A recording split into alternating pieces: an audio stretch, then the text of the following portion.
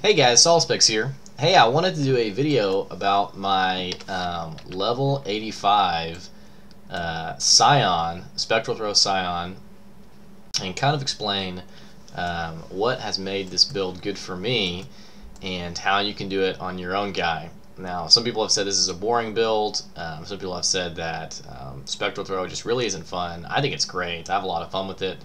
This is my first character to really play and get to the end game. Currently, this is on Nemesis League, and so I'm playing on the Hardcore League. And I also play completely solo. I don't play with anybody, just because I don't really know anybody, and so I really just do everything solo. And so if you are wanting to build a character that can hold its own, who can play solo, who doesn't need other people to clear maps, then this map is for you. Excuse me, this build is for you. And here in my maps tab, you can see I have some 75 maps, 76 maps, just a bunch of like 70 and beyond maps that I run pretty much every day, and I keep my stash around 5 or 6 maps. And really don't have much of a problem running any of them. None of them really too difficult. And what I'll do is at the end of the video I'll do some gameplay, but at the start I'll kind of just explain the mindset behind this build and how it works. So the two main abilities for this build is Double Strike, which is my killing boss ability, and Spectral Throw, which is what's used to clear out mobs. And quick gear check. I used a 4-link until just recently, and I added the faster attacks to it. But before faster attacks, I just had a 4-link, LMP, faster projectiles, and added fire damage on my Spectral Throw. And my Double Strike, which still is 4-link, is faster attacks, Culling Strike, and item rarity, because damage really isn't much of an issue. I'm doing, it says 5436, but with my auras. In fact, we'll go ahead and jump up to the lab. My auras will make it about 7,200. And Spectral Throw is about 3,165. Now you see people's builds who do like 15k damage, or they do 10k damage. It's really just not necessary. I really have no problem clearing mobs. But anyway, I won't really get too much into gear, the gear aspect of it.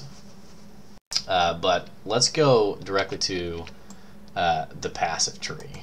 And let me actually go ahead and pour back to town so I don't get killed by an Exile or something. So the way you'll build your Scion is, you'll notice I've kind of gone a couple different directions here. And there's really 3 main ways you can go. You can go down this way, you can go down this way, and then you can go around this middle area here. And when I was first starting out, I leveled through here because I didn't really care too much about damage. I leveled through here to get to my life nodes. And this is what you need to know about Hardcore, is you really need a good chunk of defensive abilities.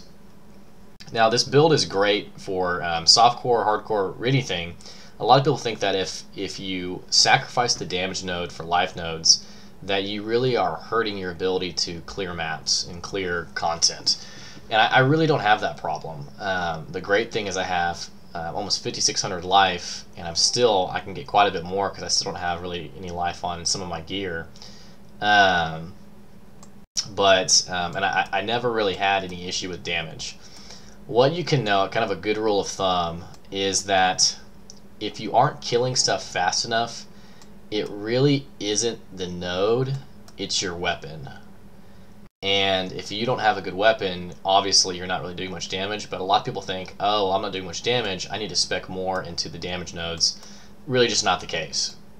So what I did originally was I spec'd through here. I originally was thinking about Avatar Fire before I found out it wasn't very good, and I had wasted points up here, which I spec'd out of. But what you're going to do is you're going to want to spec through to these life nodes and grab all these life nodes. And I grabbed all of them except for these 3 originally. And I even also spec'd up here just to give me the mana regen. Then there's sort of 3 main areas you're going to want to go in this tree. The first direction you should head towards is right down here. This is a very, very good area to invest your points because there's so much down here. You get Iron Grip, which there was so much strength at the time that I knew that would help me quite a bit. So there's Iron Grip, which is really good. There is Reaver, which is really good. I also grabbed Unwavering Stance because I knew, I think Unwavering Stance I didn't grab until after I'd gotten Iron Reflexes. But there's Unwavering Stance, there's these life things, both 12%, and there's Life Leech.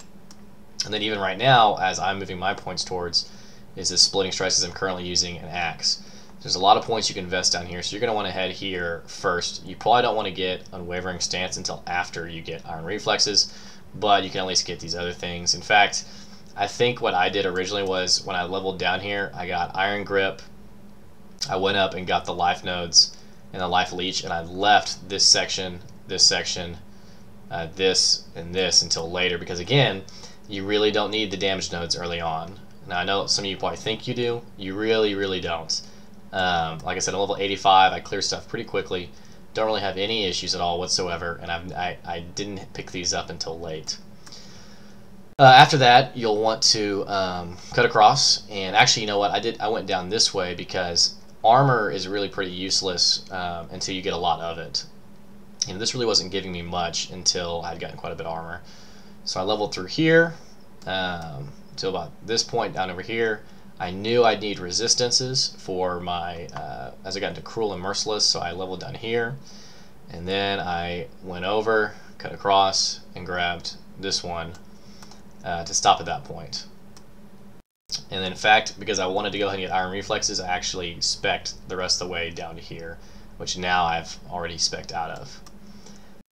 You'll want to get these Life Nodes, and then there's really 3 other areas you'll want to go to. After you've grabbed Iron Reflexes, you can pick up Unwavering Stance again. But then you want to head this way because this 18% thick skin is great. You want that, but more importantly, this was the first damage node I picked up, which was Wrecking Ball. And I got this about, I guess around level 60s when I picked this up. And then after that, I went up here just because I was just thinking more life, and I grabbed this damage nodes along the way.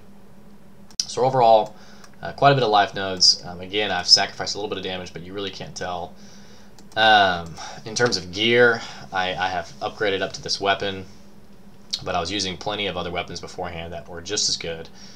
I have 2 cast when damage taken gems. I have Enduring Cry, Decoy Totem, and Frost Wall, which works pretty well.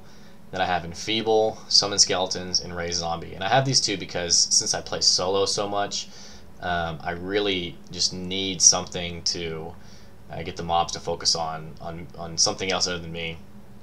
And the last thing I have is this this Mana Leech gem, this Mana Leech ring that really helps me keep my mana up so that I don't need Blood Magic. A lot of players will use Blood Magic on their gem slots. I'd prefer not to, just because I don't have the links for it, and I really just don't need it. And so real quick, I'll show you guys, let me find a good map, I'll grab this one.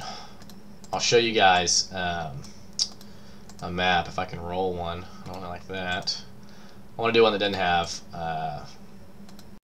mana regen on it. Alright, you know what, this is not a very good map, but it's fine.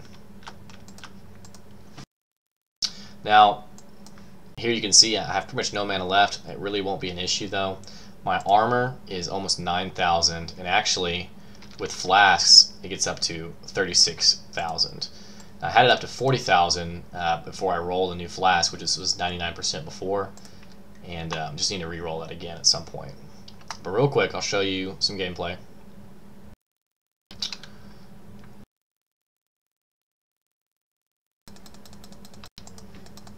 As you can see, no real issue with the mobs. I mean, something else you notice too is my Spectral throw.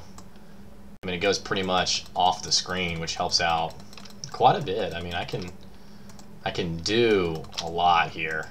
In fact, Piety, for example, I can kill Piety without her even hitting me because she's, I guess she's like asleep or something when you're that far away, and so she never actually even hits me. And so, works out pretty well.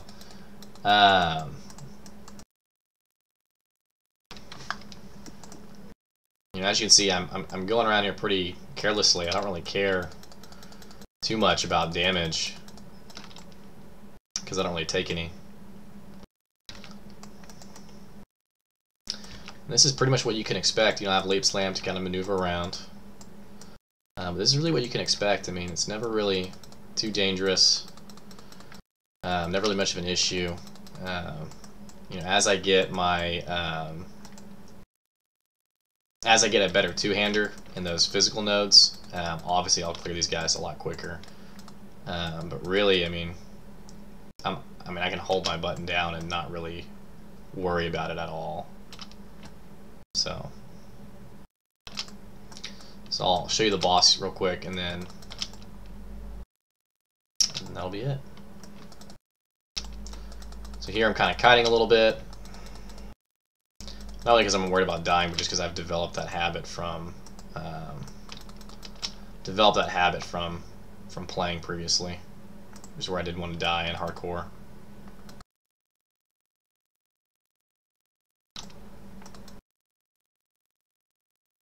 Come here, little guy.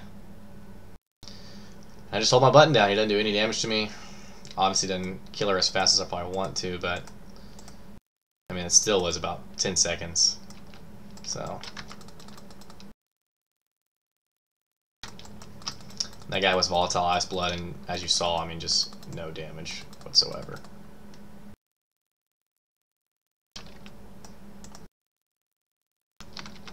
There you go, 41,000 right there. 41,000 defense, pretty good. Can't click this guy apparently.